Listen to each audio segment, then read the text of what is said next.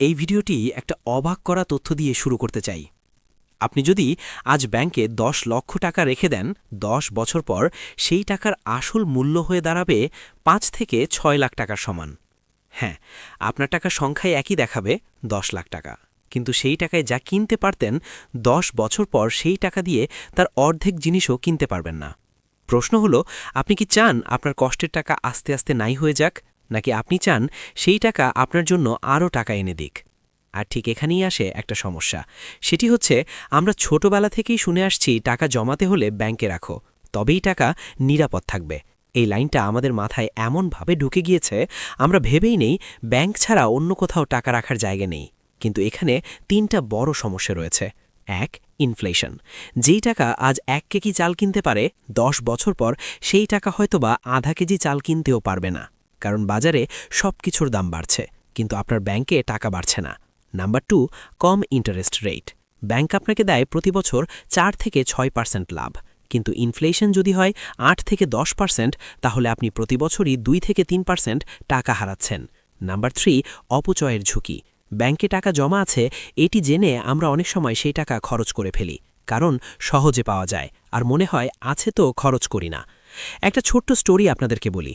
রাহাত নামে এক ব্যক্তির একটা স্টোরি, যে ২০০৫ সালে ব্যাংকে টাকা জমা রেখেছিল ৫ লাখ টাকা। সে ভেবেছিল এই টাকা দিয়ে সে ভবিষ্যতে জায়গা কিনবে। ১৫ বছর পর ২০২০ সালে গিয়ে সেই জমির দাম দেখা গেল, যেই জমি আগে ছিল ৫ লাখ টাকা, সেই জমি এখন হয়ে গিয়েছে ২৫ লাখ টাকা। কিন্তু তার ব্যাংকে রাখা টাকা ৫ লাখ, সেটি সুদে আসলে ৯ থেকে ১০ লাখ টাকায় দাঁড়িয়েছে। অর্থাৎ জমি কেনার সুযোগ সে হারিয়ে ফেলেছে চিরতরে। এটাই হচ্ছে ব্যাংকে টাকা রাখার ভয়ঙ্কর বাস্তবতা। এখন সত্যিটা হলো, টাকা যদি ব্যাংকে রেখে দেন সেটি ঘুমিয়ে থাকবে, কিন্তু টাকা যদি ইনভেস্ট করেন সেটা হবে আপনার জন্য ২৪ ঘন্টার কর্মচারী, যে আপনার জন্য কাজ করবে, আয় করবে, আপনাকে ধনী বানাবে। ওয়ারেন বাফেটের একটা লাইন মনে রাখুন, নগদ টাকা যদি ইনভেস্ট না করেন সেটি প্রতিদিনই ভ্যালু হারাবে। সো আপনি যদি ব্যাংকে টাকা না রাখেন, তাহলে এখন আমি এমন ৫টা জায়গার কথা আপনাদেরকে বলবো, আপনারা এই ৫টা জায়গার যে কোনো একটি জায়গায় টাকা ইনভেস্ট করতে পারেন। পয়েন্ট নাম্বার ১, নিজের উপর ইনভেস্ট করুন। Skill invest. ব্যাংকে টাকা রেখে লাভ নেই, বরং নিজের স্কিলে ইনভেস্ট করুন, কারণ স্কিল এমন একটা সম্পদ যা কখনোই ইনফ্লেশনের কারণে কমবে না, বরং সময়ের সাথে সাথে এটি বাড়ে। এক্সাম্পল, একজন সাধারণ গ্রাফিক্স ডিজাইনার মাসে ২০,০০০ টাকা আয় করে, কিন্তু যদি সে ইউআই/ইউএ ডিজাইন বা ব্র্যান্ড ডিজাইনিং শিখে নেয়, তাহলে তার ইনকাম প্রতি মাসে ১ লাখ টাকা প্লাস হবে। একজন ফ্রিল্যান্সার তার সেভিংস দিয়ে সে ডিজিটাল মার্কেটিংয়ের কোর্স করল, পরবর্তীতে তার ৫০,০০০ টাকা প্লাস প্রতি মাসে আয় করার সুযোগ তৈরি হতে পারে। সো এখানে একটা জিনিস ক্লিয়ার, আপনাকে নিজের স্কিলের উপর টাকা ইনভেস্ট করা উচিত। টাকা ঘুমিয়ে না রেখে এমন জায়গায় দিন যেটা আপনার জন্য আয় বাড়াবে।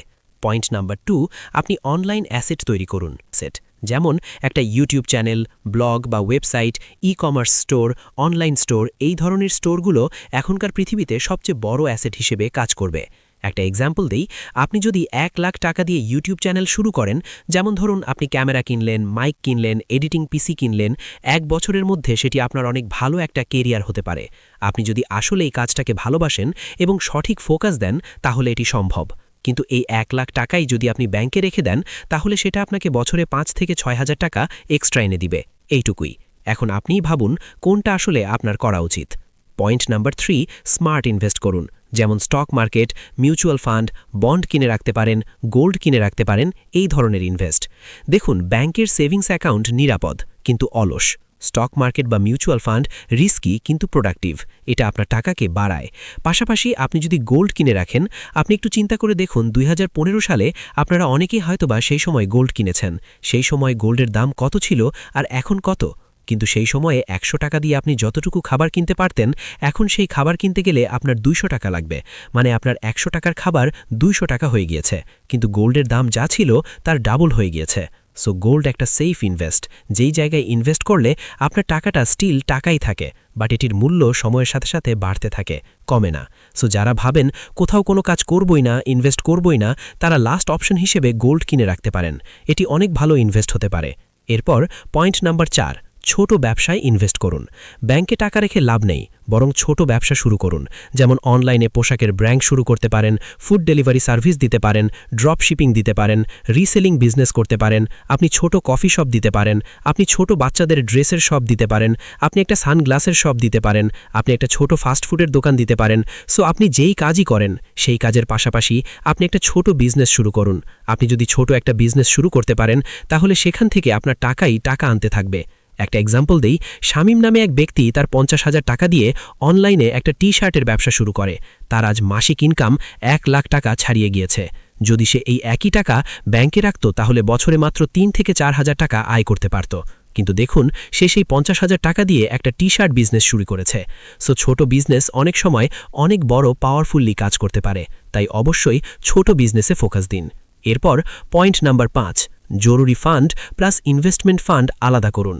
অবশ্যই কিছু টাকা ব্যাংকে রাখতে হবে, কিন্তু সেটি হবে খুব জরুরি ফান্ড হিসেবে। যেমন আপনি যে কোনো সময় অসুস্থ হতে পারেন, আপনার ফ্যামিলির কোনো না কোনো সমস্যা হতে পারে, সেই ফান্ডটুকু আপনার ব্যাংকে রাখা উচিত। পাশাপাশি আপনার আরও একটা জায়গায় টাকা রাখা উচিত। আপনার 3 থেকে 6 মাস নিজের ফ্যামিলি খরচ ব্যাংকে রাখা উচিত, কারণ কখন আবার কোনো বিপদ চলে আসে, নিজের চাকরি বা বিজনেসে কোনো সময় কোনো ধস চলে আসে, বলা যায় না। তাই নিজের ফ্যামিলি খরচ 3 থেকে 6 মাস অবশ্যই ব্যাংকে রাখতে হবে। এরপরেই বাকি টাকা আপনি ইনভেস্ট করবেন। আপনার স্কিলে ইনভেস্ট করেন, আপনি অ্যাসেট কিনে রাখুন, আপনি নতুন ছোট বিজনেস শুরু করুন, যাই করেন আপনার অবশ্যই ইনভেস্ট করতে হবে। সো এই 2 ধরনের ফান্ড আপনার করতে হবে। একটা হচ্ছে জরুরি ফান্ড, আরেকটা হচ্ছে ইনভেস্টমেন্ট ফান্ড।